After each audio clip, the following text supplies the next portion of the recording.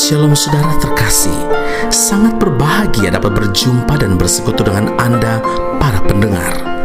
Roma 15 ayat 13, semoga Allah sumber pengharapan memenuhi kamu dengan segala sukacita dan damai sejahtera dalam iman kamu, supaya oleh kekuatan Roh Kudus kamu berlimpah-limpah dalam pengharapan.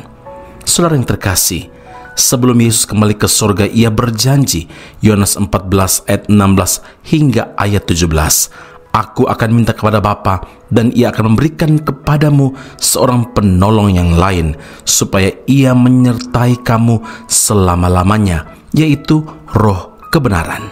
Dunia tidak dapat menerima dia, sebab dunia tidak melihat dia dan tidak mengenal dia.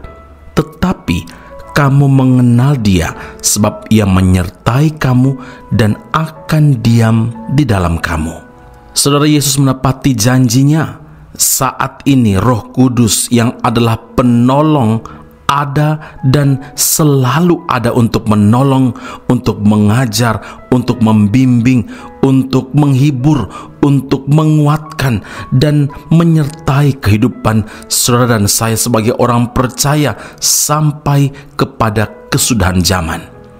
Firman Tuhan yang dibacakan di awal menunjukkan bahwa setiap orang percaya sangat memerlukan kekuatan Roh Kudus supaya kita semakin berlimpah-limpah dalam pengharapan.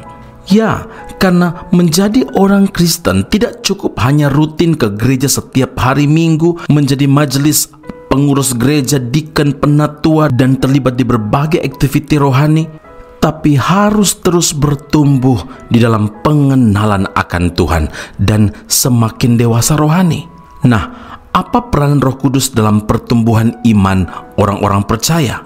Saudara, Roh Kudus menyinari umat Tuhan dengan memberikan firman yang sudah tertulis di dalam Alkitab. Maksudnya adalah membuat saudara dan saya memahami pengajaran, memahami tuntunan Allah yang diberikan kepada kita yang selama ini tidak atau belum kita mengerti. Bukan karena kita orang biasa, orang awam, tapi karena keterbatasan kita sebagai manusia. Setiap pribadi, baik itu jemaat maupun pengkhotbah hamba Tuhan sekalipun, memerlukan bimbingan, memerlukan pencerahan dari Roh Kudus untuk mencapai satu tahap pengertian tertentu. Jadi saudara, kemampuan memahami firman Tuhan itu bukan karena kepandaian kita, itu bukan karena kehebatan kita. Walaupun kita mampu menyampaikan firman Tuhan, bersaksi di hadapan orang lain, dan pada akhirnya dapat membawa seseorang bertobat, terima Kristus secara pribadi, itu semua karena karya Roh Kudus.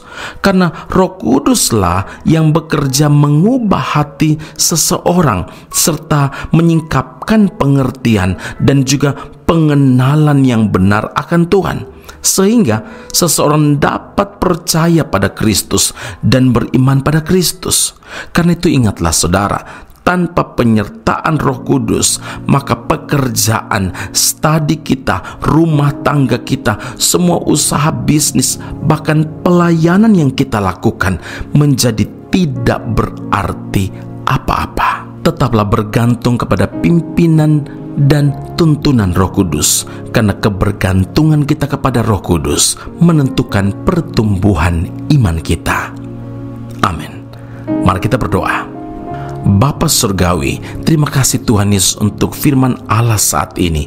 Kami bersyukur puji Tuhan karena Tuhan menyatakan, mengingatkan kepada setiap kami bahwa kebergantungan kami kepada Roh Kuduslah yang menentukan sejauh mana pertumbuhan iman kami.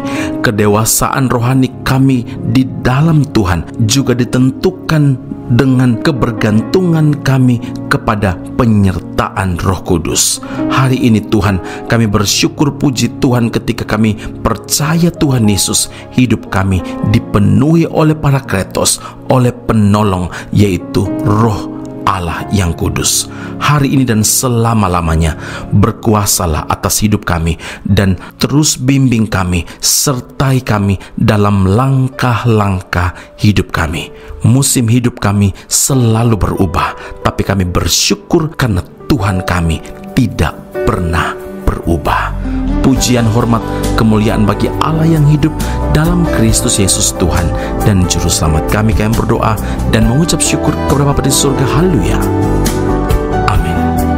Tuhan Yesus memberkati Anda. Sampai jumpa. Keep on growing and never give up.